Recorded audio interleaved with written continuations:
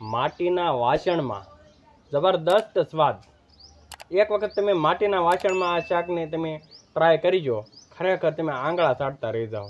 નમસ્કાર, સ્વાગત કરું છું હું નિતેશ ઝાલા મારા પ્રાકૃતિક દેશી રસોડામાં। મિત્રો, ઘણા સમયથી આપણે સોશિયલ મીડિયામાં કહેતા કે યુટ્યુબમાં એક્ટિવ નહોતા, પણ હવે ફરીવારથી આપણે સંપૂર્ણ રીતે અમારી ગ્રુપ ટીમ આવી ગઈ છે આપના સમક્ષ દહીં ગલકાનું શાક લઈને। તો વિડીયો અંત સમય સુધી જોજો। ચાલો અલગ રીતેથી બનાવીએ દહીં ગલકાનું શાક। દહીં ગલકાના શાક બનાવવા માટે પ્રથમ પહેલાં આખું જીરુંને આપણે ખારડીની મદદથી ખાંડી નાખીશું।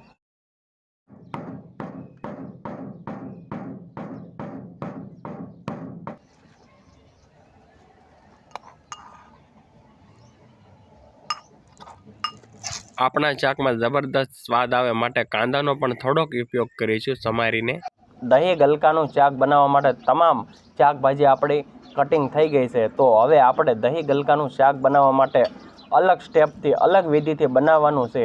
તો એમને ચાલો તમામ પ્યુરી પેસ્ટ બનાવી પ્રથમ પહેલાં આપણે તૈયાર કરી દઈએ। શાકમાં નાખવા માટે હું અડધી ચમચી હળદરનો પણ ઉપયોગ કરીશ। 1 થી 1.5 ચમચી ધાણા જીરું દળેલું નાખીશું। અહીં હું ઘરનું જે ગાયનું દહીં કહેવાય ને મેળવેલું, તેનો હું ઉપયોગ કરી રહ્યો છું। 1 વાટકી જેટલું, તમે તમારા સ્વાદ પ્રમાણે વધુ ઓછું નાખી શકો છો। ખાંડેલું આખું જીરું પણ ઉમેરી રહ્યો છું। મિત્રો, જરૂરિયાત પ્રમાણે હું અહીં 1 થી 2 ચમચી ચટણી મરચાંનો ઉપયોગ કરી રહ્યો છું।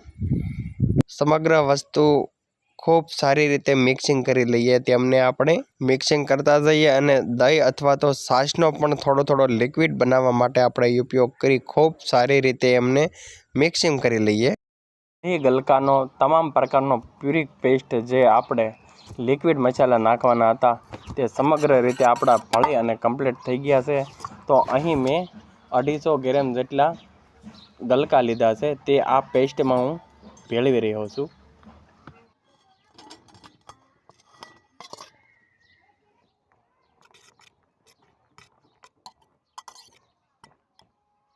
દહીં ગલકાના શાક બનાવવા માટે આપણે થોડો જે લસણની કળીઓ કહેવાય ને, તેમને આપણે ખારડીની મદદથી ક્રેશ કરી તે લસણનો પણ આપણે થોડો અમથો ઉપયોગ કરીશું।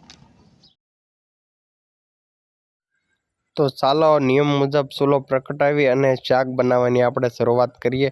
માટીના વાસણની અંદર આપણે જરૂરિયાત પ્રમાણે તેલ મૂકી દીધું છે। સંપૂર્ણ રીતે આપણું તેલ આવી ચૂક્યું છે। આખું જીરું અને રાઈથી આપણે વઘાર કરીશું અને સાથોસાથ હિંગ પણ ઉમેરી। હવે આપણે ડુંગળીનો વઘાર લઈશું પ્રથમ પહેલાં શાક બનાવવા માટે। શાકને સ્વાદિષ્ટ અને તીખાશ પ્રમાણે કરવા માટે 1 થી 2 મરચાંનો પણ ઉપયોગ કર્યો છે કટિંગ કરેલા।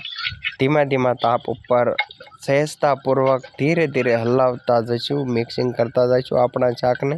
અડધી ચમચી પીસેલા લસણનો પણ હું ઉપયોગ કરી રહ્યો છું। એમનો શાકમાં ખૂબ મોટો રોલ હોય છે મિત્રો, ખૂબ જબરદસ્ત સ્વાદ આવતો હોય છે। અને 1 થી 2 ચમચી સ્વાદ પ્રમાણે નમક કહેતા કે મીઠાનો પણ ઉપયોગ કરી રહ્યો છું। 2 થી 4 મિનિટ આમનામ જ તેમને પાકવા દેવાનું છે। ત્યારબાદ કટિંગ કરેલા ટમેટાને આપણે એમાં શાકમાં નાખી દઈશું। મિત્રો, ધીમા તાપ ઉપર ખૂબ સારી રીતે તેમને સાતળીશું, જેથી કરીને એકબીજામાં ભળી ઝૂલી જાય। તમામ મટીરિયલ આપણું સારી રીતે પાકી ચૂક્યો છે આપણો ગ્રેવી। તો ગલકા દહીંનો જે પ્યુરી પેસ્ટ આપણે બનાવ્યો હતો તે એમાં સમગ્ર આપણે મસાલા સહિત ઉમેરી દઈશું। તો કટિંગ કરેલા આપણા એક પણ ગલકા કાચા ન રહે તેવી રીતનું આપણે એમને ધીમા તાપ ઉપર ચડાવવા દઈશું। 5 થી 7 મિનિટ માટીના વાસણનું જે ચીબું કહેવાય ને, સરળ ભાષામાં કહીએ, તે આપણે એમને ઢાંકી દીધું છે।